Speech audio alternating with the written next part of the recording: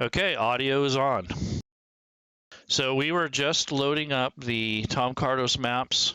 We have some assets that come from Tom Cartos, and we are using these in Unity in the latest version.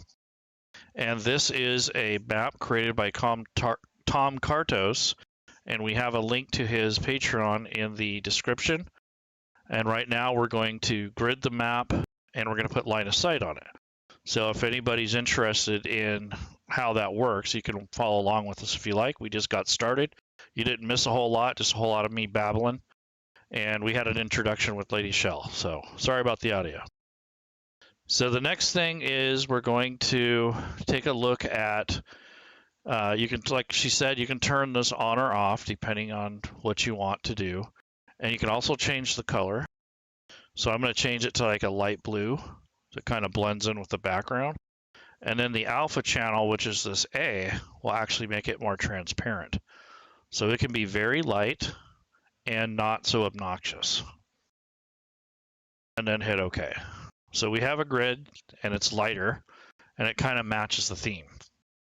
Sometimes you need more contrast, so you might use yellow, depending on what you're doing. So thanks for whoever told us that. We didn't realize that we didn't have any audio. Thanks, Carl. All right, so basically we're just getting started anyways. You guys didn't miss anything. It's nice to see you guys. All right, so in this particular map, I'm going to start working on the line of sight. Normally, I'm going to work with the doors. So that will be the next step. So when you work with doors, you need to make sure that you're in the right tool. And I'm going to recenter the map. There's a tool, a little drop down up here on this toolbar that you can toggle. And there is a shortcut, zoom to fit. So if you get off track or you need to move it back to center, you can. So now I'm going to zoom in and start putting in the doors. So there's quite a few in here, and there's a bunch of windows, so we're going to do all that stuff first. And there's also a stairwell leading down. Looks like a mausoleum on the side and some sleeping quarters. This must be a pew or somewhere where people worship. An altar. There we go. All right, so first things first, up on top here, there is a toolbar with all the different tools that you can use to modify or add things to existing maps. So I'm going to go ahead and click on the line of sight tool, which is the wall tool. And then I'm going to click on the rectangle tool. And when you are making a wall or a straight line, that's the brick wall that you would use. But in this case, I'm going to use the door tool. So that is in the center of this toolbar here. So I'll go ahead and click that. And I'm still in the rectangle mode. So now what I'm going to do is zoom in and work on these doors. So I'm going to overlap the door. I'm not going to worry too much about being perfect. I'll go outside of this black line just to be just to make the doors a little bit bigger. And then later on, when we actually put the line of sight in here, we can drag the line through it if we need to. So let's go ahead and do that. So I'm going to go ahead and grab this rectangle. Oops, wrong tool. See, I had the wrong one selected. Need to make sure you're on the right tool. So I'm on door. And I'm going to go ahead and draw this in again.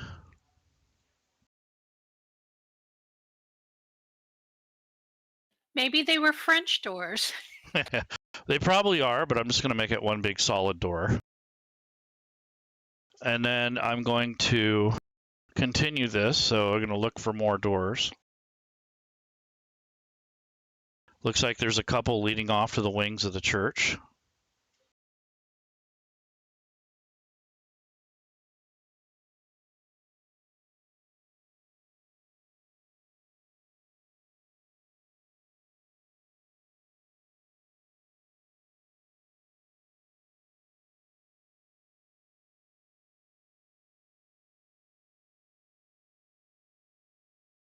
There's another one on the other side of the room.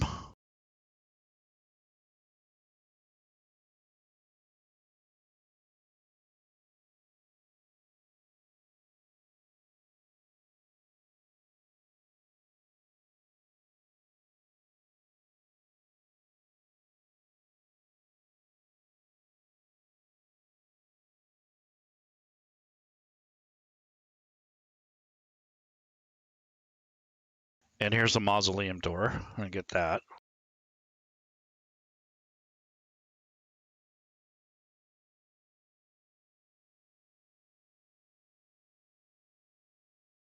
All right, so we're just about done with, looks like we're done with the doors. There are 2 staircases going up to the next level. I don't think we're going to get to that today, but if we were going to, there's another map, another layer that we could add, and it has similar types of assets, except for it doesn't have the yard, which it kind of does, but it's from a higher perspective. And then there's a fence out here with a gate, so I could put a door here, which I think I will. And I might make this terrain or something later, I'm not sure. But there's a gate there, and there's one here. So I could say that this wall is, fairly high, so people don't break into the graveyard. And then there's another gate here. So I'll just say that this wall is above 5 feet.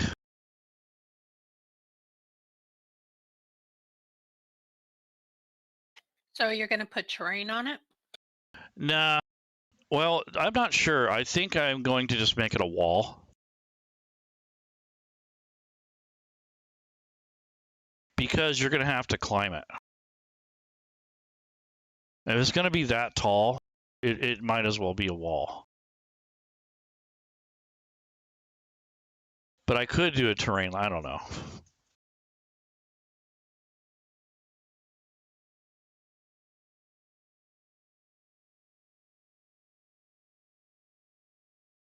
So I don't see any other fences or gates or, openings. I think we're good to go there. Surprised they didn't put one here, but that's fine. All right, so that's that. Now I'm going to go do the windows, which are all these things here. So these are probably big stained glass windows. So I'm going to grab the window tool and pretty much do the same thing we did with doors. But I'm going to go ahead and grab this whole square here and just kind of run it through here.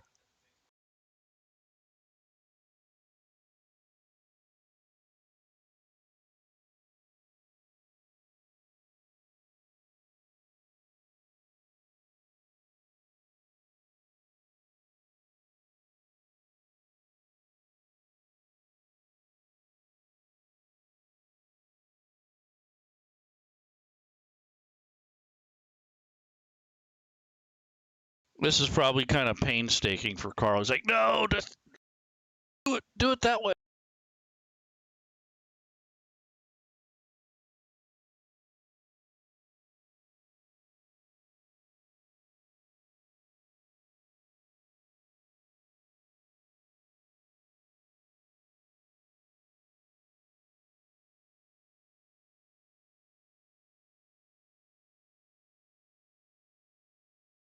So when you're doing this type of work, you want to consider the complexity of the map. If you have a very complex map, you're going to be spending a little time on it. Just keep that in mind before you select a map.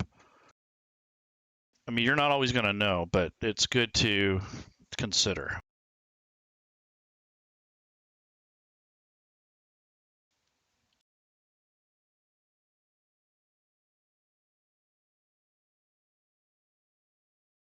So these are windows here. I'm going to use the line tool to do this one. So instead of, drawing this rectangle, I'm going to go to the line tool.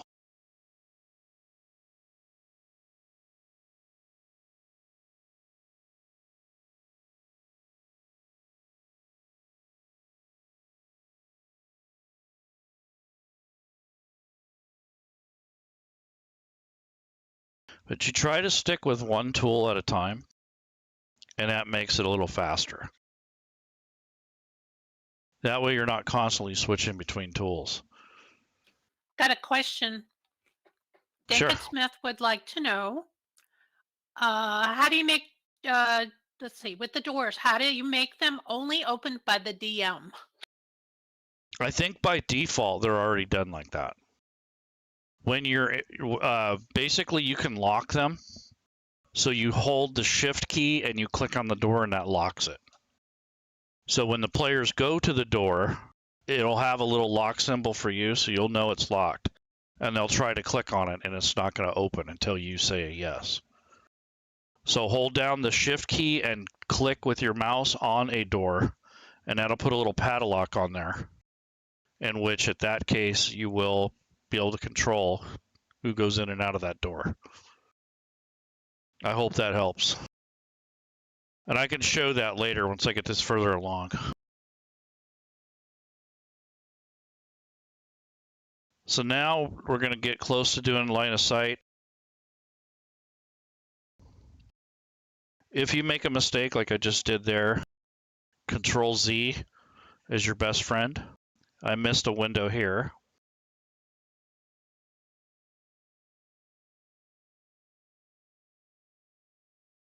There we go. I don't think the Mausoleum has windows unless this is. I don't know if that's a window or not. I don't think so. If it is, they're pretty good sized ones. But it doesn't go all the way through, so it might just be a panel of some sort. Okay, so now the last window, which is a little bit more difficult to show, is this big stained glass window in the back. So I'm going to go to the line tool, and I'm just going to draw to these points, and that should do the trick. So I'm going to start at this corner.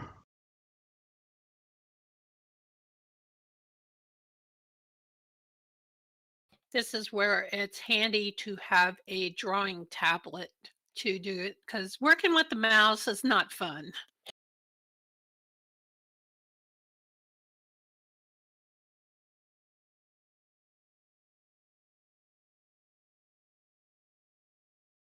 And as you can see, it's not perfect. It's close.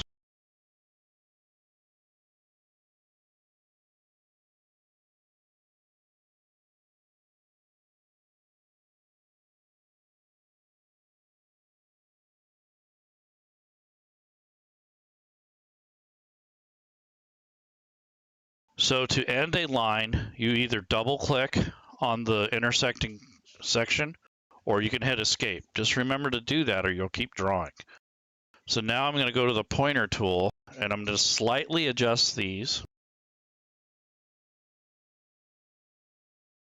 That's pointer. Yep.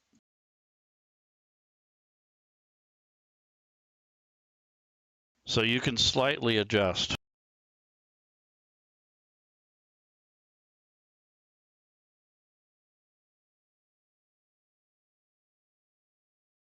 See, I'm being a little too perfect.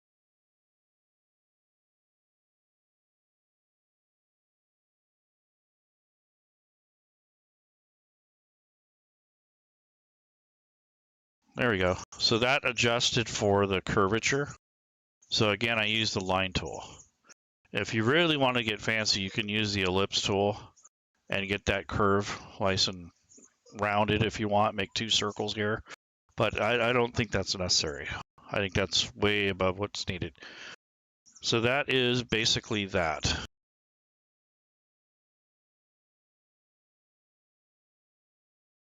So we have the windows, the doors, and the stained glass. Now I'm going to put in the walls and terrain. Some of these taller trees, I'll make those terrain. Some of these, this wall here, I'm going to say it's really tall, so I'm just going to make it a regular line of sight wall. Some of these walls are going to have to be thick because of the width of them. But this wall on the outside is going to be thin, so I'm not going to have to worry too much about that. And I will draw through the tree if I need to. I'm not too worried about that. That's on the outside of the map. These pillars might be taller than you think, so you could put line of sight on those, which is just putting a little block on there. Same with these here. These are probably supports and not necessarily pedestals, so they might be something you would put on there. On this platform, on the very top here, you might put terrain here, and on top of this statue, you might put the wall tool or line of sight. And then over here on these, probably hold basins, probably hold water. You could put line of sight here if you want. So there's a lot of things you have to consider when you're building the line of sight. Like, what do you want to be seen and what shouldn't be seen? That's kind of what it breaks down to. I really wish the shadows on the maps weren't there.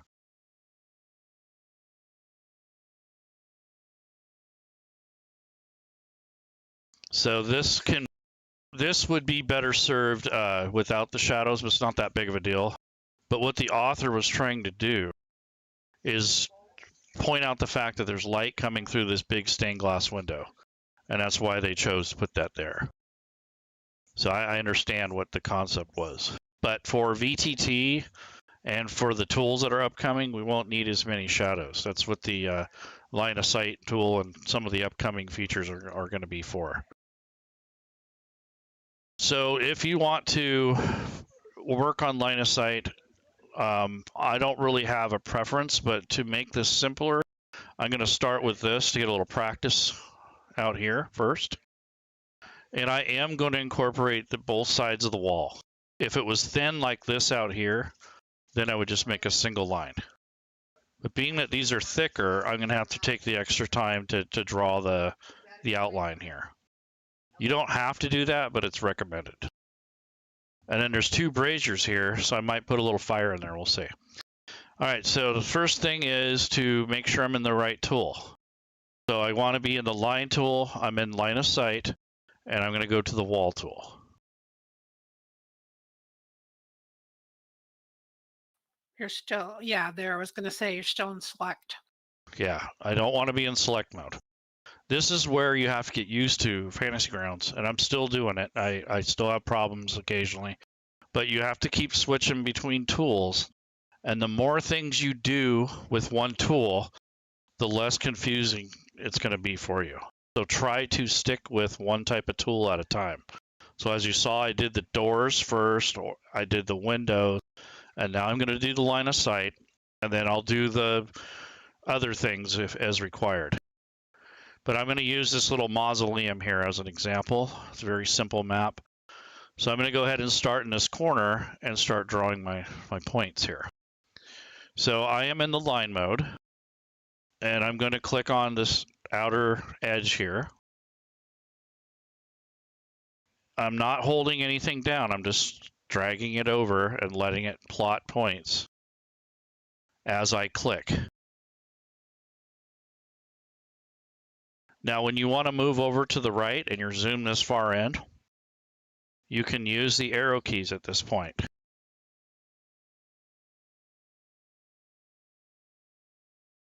Once you discover that, that's way better.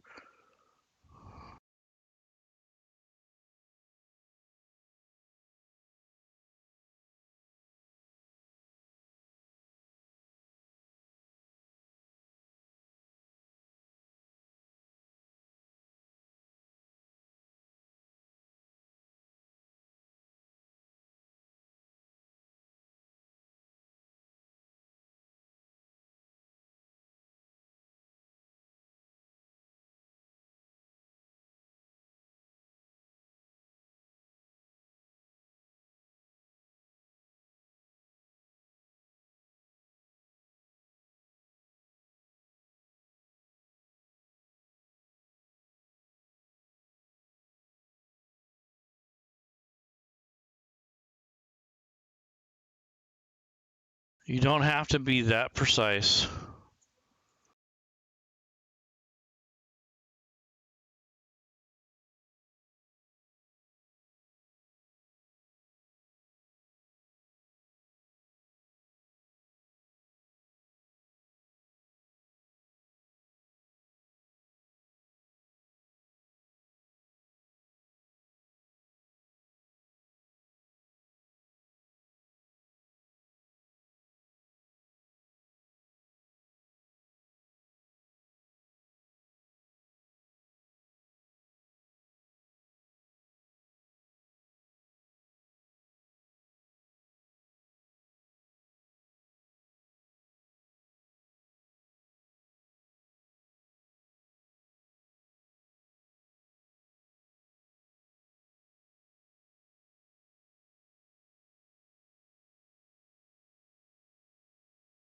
Don't you need to join your walls to your doors? Otherwise, you're going to have light leaking in the little squares there, I Yes. think.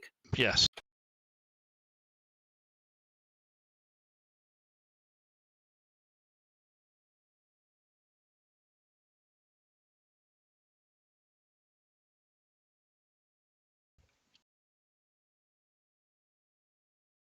Is you don't want these gaps in between your doorways and your walls.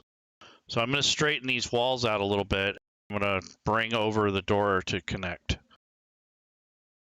So I'm going to go ahead and drag this over, and I got to be in pointer mode or select mode first. You don't want to be in a drawing mode.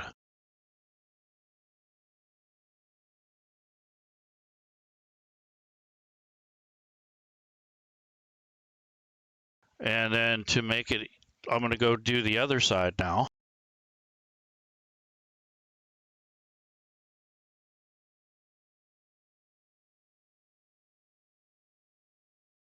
And now I'm going to move the doorway tool, or the doorway itself, and link it up with these with the walls.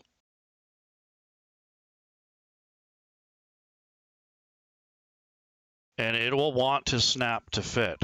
So if that bothers you, if you don't want it to snap, you can temporarily turn off the magnetic snap and drag this over.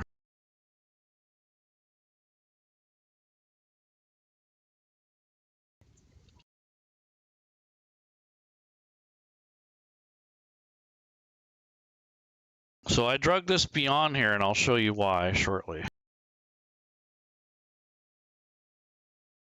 Because you want it to create these points, that way it's easier to delete.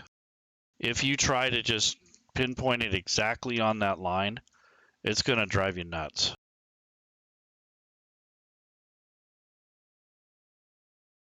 So I'm going to do the same thing over here.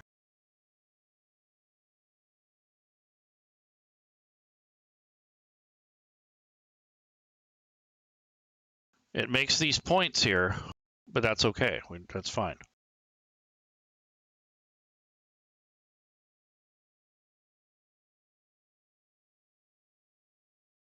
All right, Mr. Pinder, I have your attention now. So what is the best way out of this? So do I just click on these points and delete them? The 2 points here? Or do I create another line here and I try to delete all the selected points? So there's going to be people that get to this point and they won't know what to do. I think I know what to do, but I could be wrong. So how do you get out of this situation? You're like, oh crap, I'm too far. Well, actually, you want to be over the edge because you want these points to be created along this line, this red line. So my guess would be to double click on the points that you want to remove. So that's this one.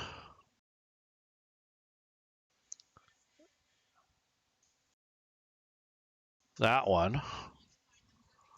And that one. And that one. So if I click on this minus thing, that's supposed to remove the point. It did move that one. I didn't have the other one selected. So let me do that again.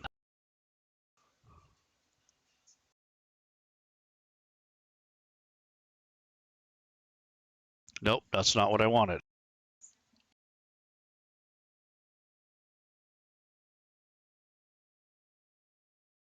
Yeah, that took all that out. So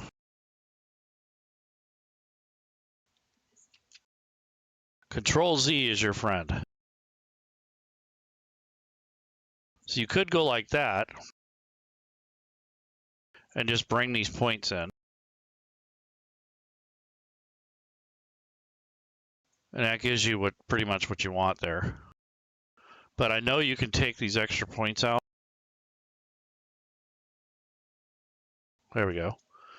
So that's not too bad. I mean, it's doable.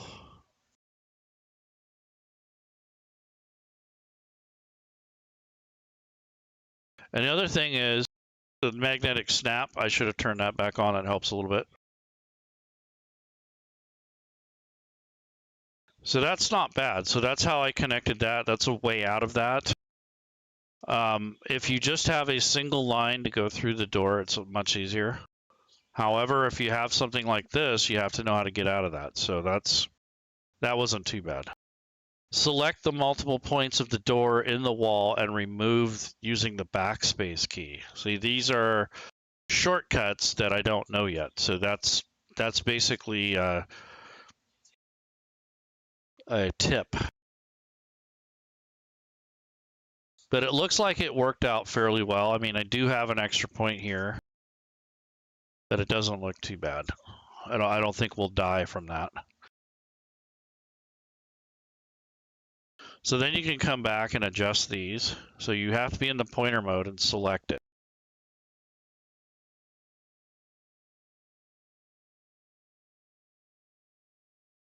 Again, the snap to grid is on, or the magnetic snap. So if you need to, you can temporarily turn it off.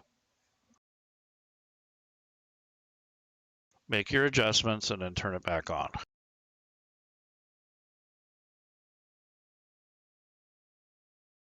It's better to have that on usually. Once in a while, you have to turn it off.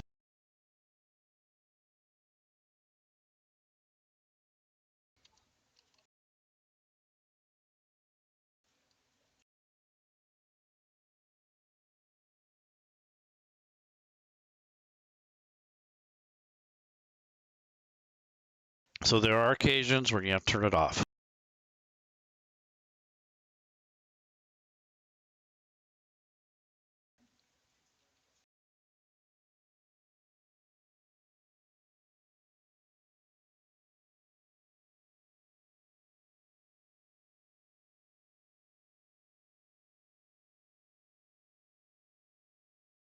So you can go back and tighten up your lines.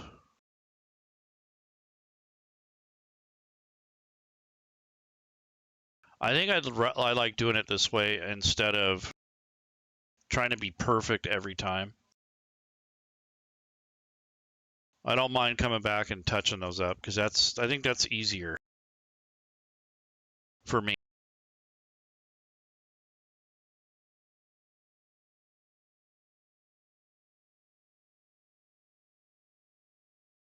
Okay, so that's basically the mausoleum. It looks like a little mess here.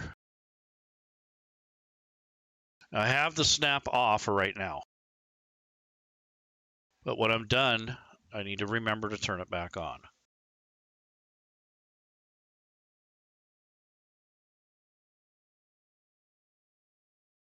So that's something you have to get used to, is going back and forth between the different tools. All right, so it looks a little better there. I'm not really looking for perfection. I'm just kind of looking for, some linear.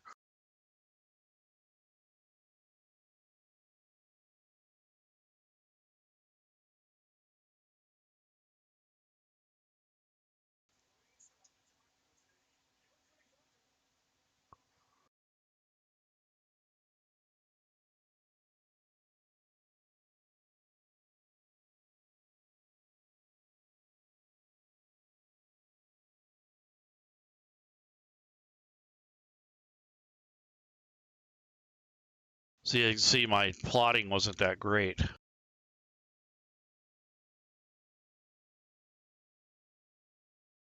But once you start learning how to adjust these and stuff, it goes pretty quick.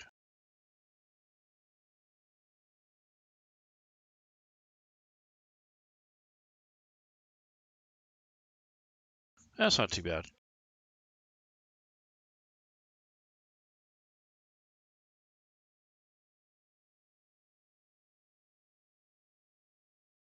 All right, so these heads of these gargoyles, so depending on how tall they are, you could put line of sight on them so you can have some shadow. So I'm going to do that. I'm going to zoom in. I do have the magnetic thing off. I'm going to go ahead and make sure I'm in the line tool. I'm in the, you can do a, in this case, this would be better for like terrain, because you might have someone that will climb up on top. And really, you don't need to be perfect. I'm just going to draw this oval thing here.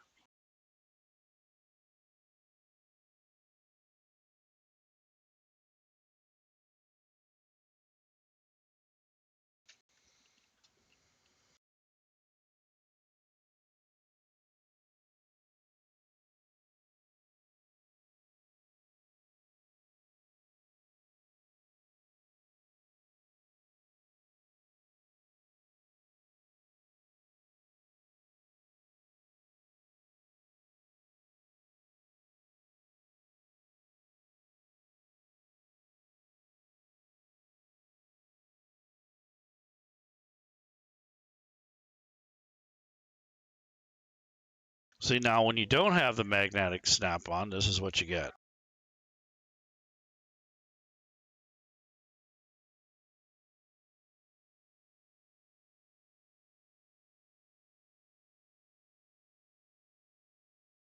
So if I would have remembered to turn it on, like I'd said, I wouldn't have to do this.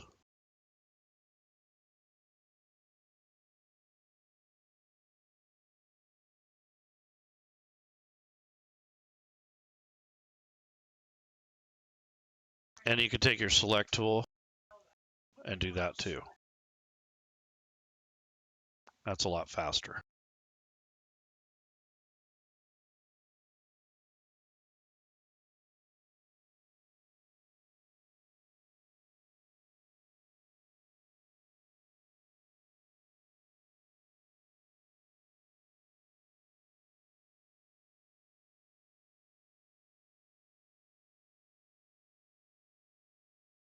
Yeah, so I made a mess out of this. So this would have been a lot easier if I would have just turned on the magnetic tool. So sometimes you need it on, or most of the time anyways.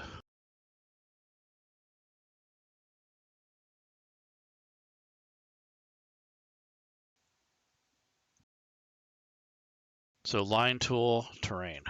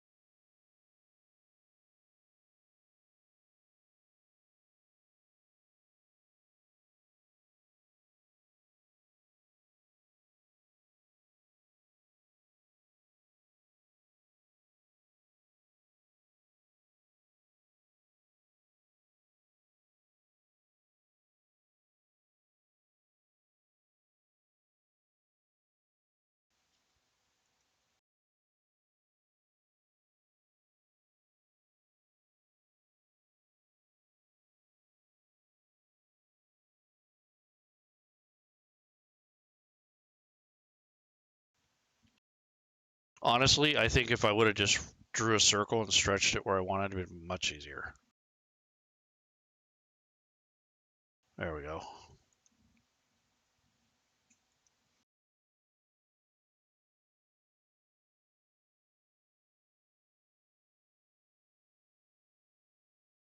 All right. So basically you could put on some shadow on these statues if you wanted to.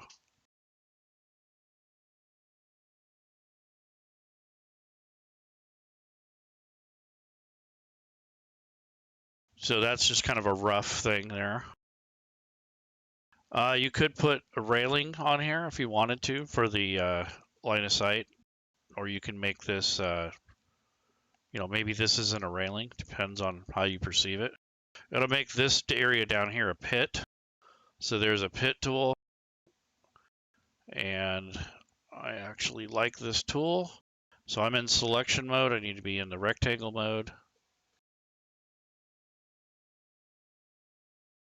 So that pit tool is if you're down here, you won't be able to look up here above.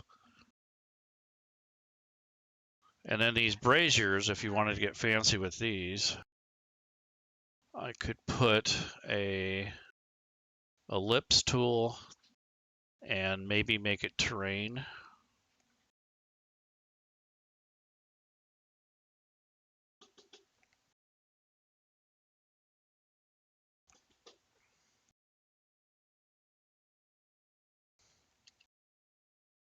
Now I'm going to go to the select tool.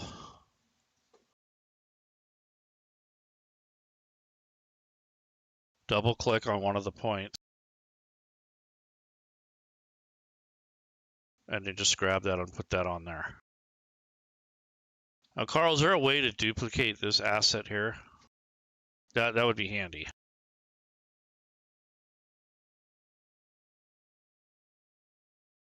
That would be awesome, because then I can just say, okay, I already have the shape. Let's move it over here. I don't know if I've ever done that or not. Hit the control key, it will swap the state of the snapping. That is, if snapping is on, holding control will turn it off as long as you keep the control key held. Okay, cool. Backspace is the same as the minus button. Got it. All right, yeah, so we got to get used to all the commands and tricks and things for the tool itself.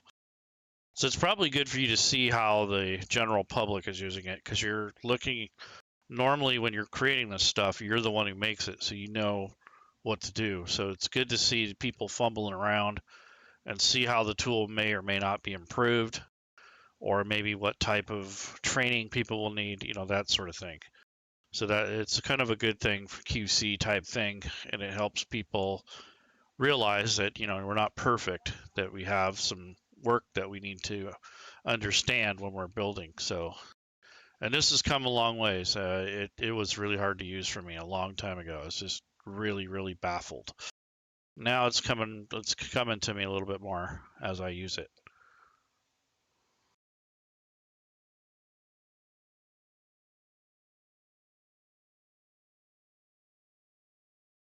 So you can do something like that depending on how big these are. I'm going to say they're probably, you know, 2 or 3 feet or something like that in height. I could do the table. So if I go to the rectangle tool,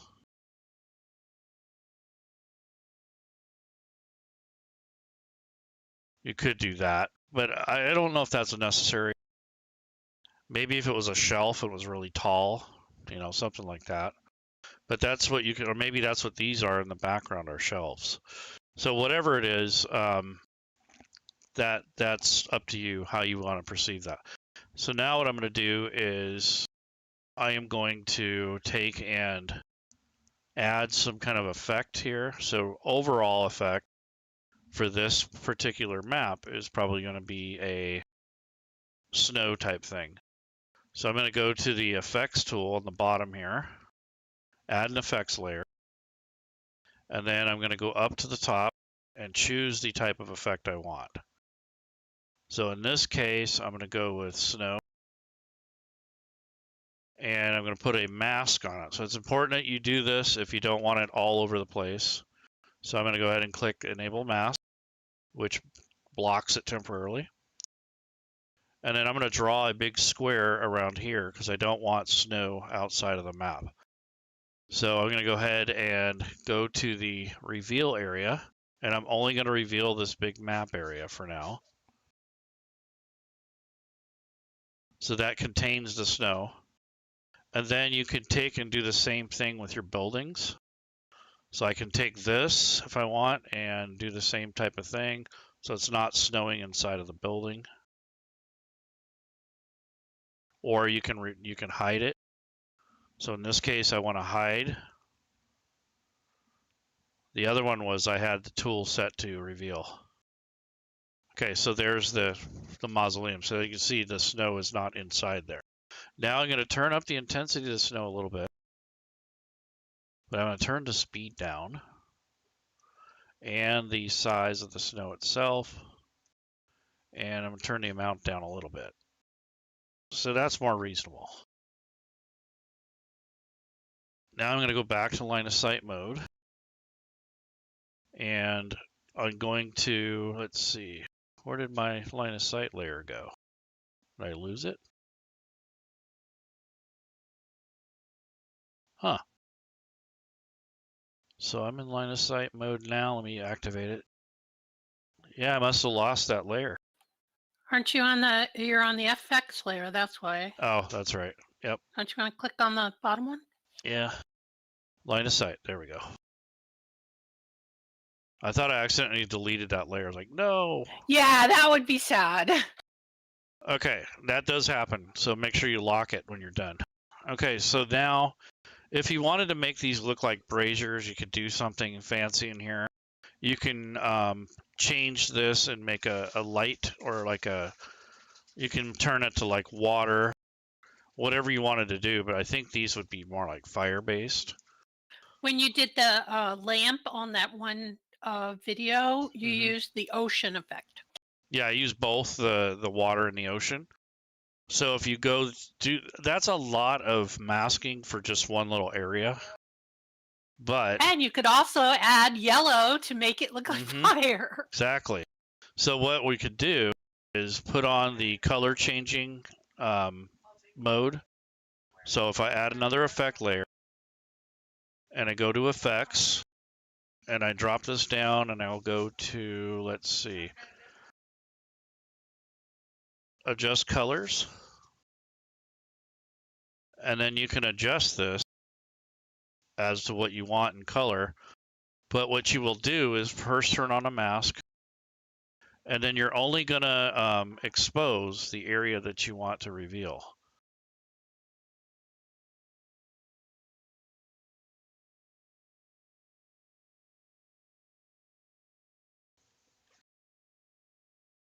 So anyways, that's how that would work. But that is a lot of work for just one little area. I'm not sure if that's worth all the, the masking, because that probably takes a little memory.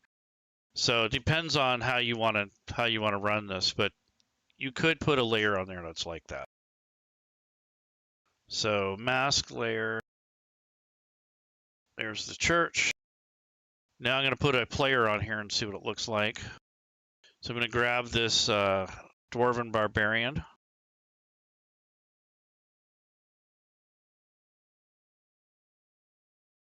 And one of his allies, the Sorceress.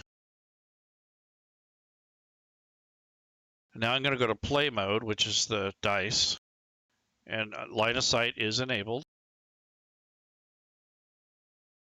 And there's inside the mausoleum. There's outside. Now you asked about the door. So right now the door is closed. If she comes up to the door, she can unlock it.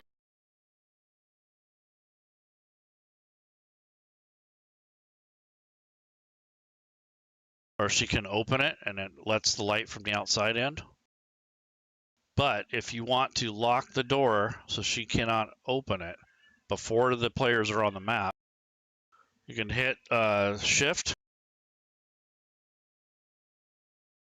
and you click on the door, and that prevents your players from opening the door automatically.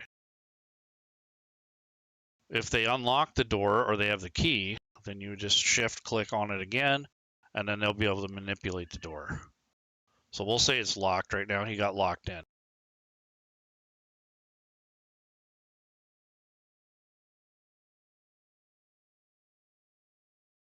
Okay, and the next thing is if I move her in, I put her in that pit, she cannot see outside because she's too far down the stairwell. So that's what that's for.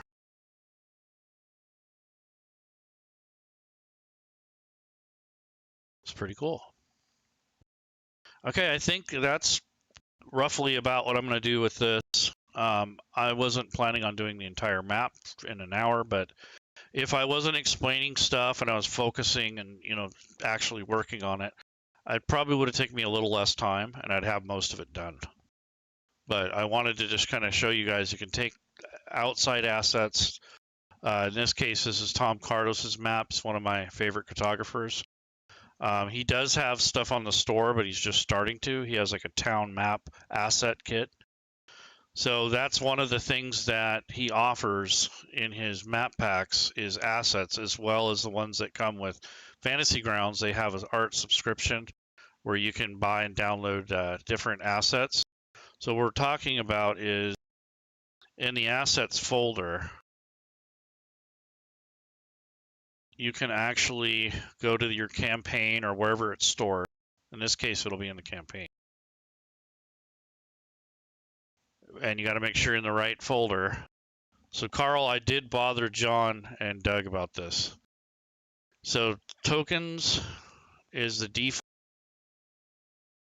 I want to go to images, and I am in this campaign area, and I want to open up the Wintertown asset pack, which is just a bunch of buildings, so I don't want that.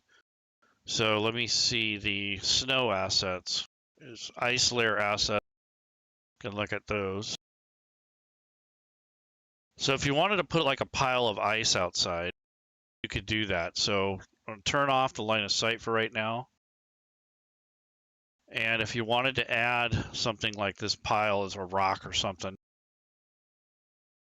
you could do that. So that's a preview.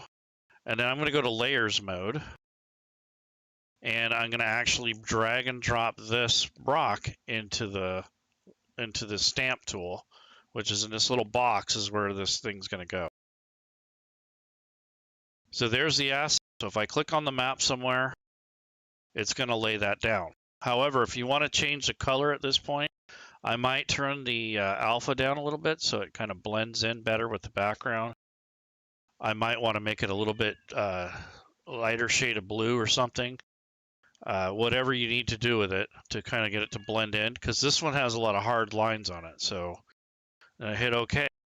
And then if you want to rotate it before you lay it down, you can do that. Then you're in the stamp tool, and I click on this. It's 2 by 2. That means it's going to take up this area right here. So it's a 2 by 2 square.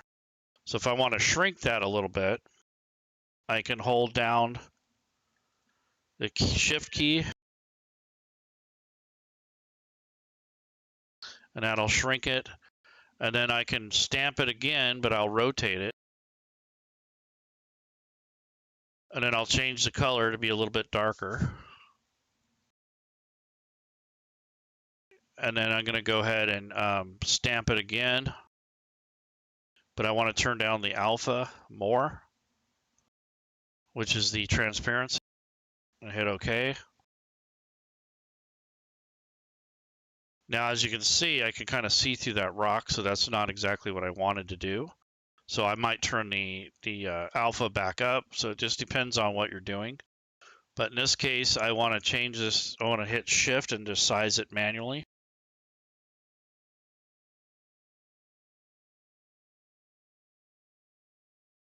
I have this asset selected with the selection tool.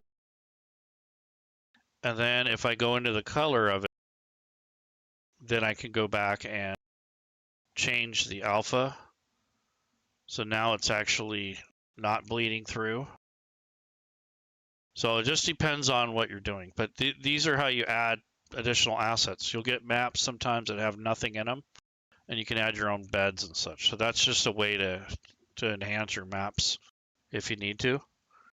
I think this looks pretty decent for what it is. Of course, it's snowing inside the church. We'll have to fix that. But nonetheless, with having the little bit of snow on the top here, and then having, the trees that are kind of covered with snow, and then you have the snow effect in the background, that really adds a lot of immersion. And that's what you want. So hopefully that helps you a little bit understand how to use these tools. Like I said, once the tool's a little bit further along, we'll set up a curriculum where we'll be using these types of things, probably simpler maps, and teaching this in the college. So one of our goals for next year is to have a working curriculum to teach a majority of the basics of this process. Everybody's going to have their own way of doing things, but we're going to try to work with SmiteWorks and work with some other people that are, like Tom and such, and try to figure out a good happy medium between complexity and basics and being able to touch on all the assets. So play mode, layers mode, you can paint things on here. You have your effects layer again, line of sight. You can put on the old mask like you did back in the day with Classic, and then you have the grid mode. So those are tools that you got to get used to using, and that's something that it's going to take a little time. It's not going to be overnight. All right, so I think I said enough. LadyShel, do you have anything for me or any more questions? I can't think of anything. Is there anyone in the chat that might have a question? Okay. Okay. Good. Yeah, that was a big iceberg for sure. So, subscribe to the Fantasy Grounds College art assets if you're going to be using the map tools quite a bit. I think that's a handy thing to have. The other That's the thing, link that I have in there. That yes, ZURL link. yes. That goes there. Okay. So Dakin said, why not just draw a straight line from the wall to the door and split the small wall? Yeah, you could do that, Dakin, exactly. So it just depends on how you want to attack it. But Dakin, I did show you how how you can make it so that the players don't open it. So yes. All right, so let's call it a stream, LadyShel. I think you're right. It's a good hour has gone by. So you take care, everybody. Hopefully, you'll keep practicing and using the tool and learning the shortcuts. I obviously have a lot to learn, but I'm getting better each time.